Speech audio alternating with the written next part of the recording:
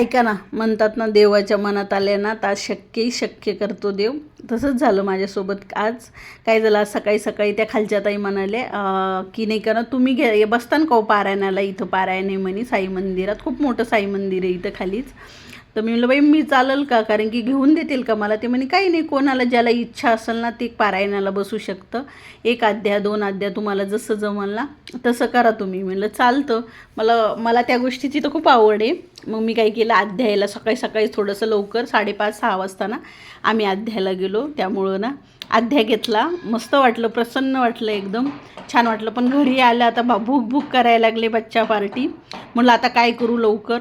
मग लवकर मी काय केलं, गव्हाचं पीठ घेतलं, त्यात थोडासा ओवा टाकला, चवीनुसार मीठ घातलं, थोडंसं तेल घालून तो घट्टसर कणिक भिजवून घेतली, आपली आपण नॉर्मल भिजतो तशी.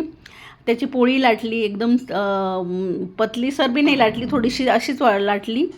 त्यामध्ये थोडीशी कोथिंबीर घातली आणि घडी करून लच्छा पराठा तयार केला. एकदम हलक्यासर हाताने लाटून घेतला. इकडं पॅन ठेवला आहे गॅसवर नॉनस्टिकचा, त्यात थोडंसं तूप घातलं आणि तो पराठा केला होता का तो लालसर मस्त खरपूस भाजून घेतला आणि मस्त पोरांना तुपासोबत सॉससोबत द्यायला. खूप भारी लागला, खूप छान लागला एकदम. तुम्ही नक्की ट्राय करा आणि आवडला तर सबस्क्राईब करा.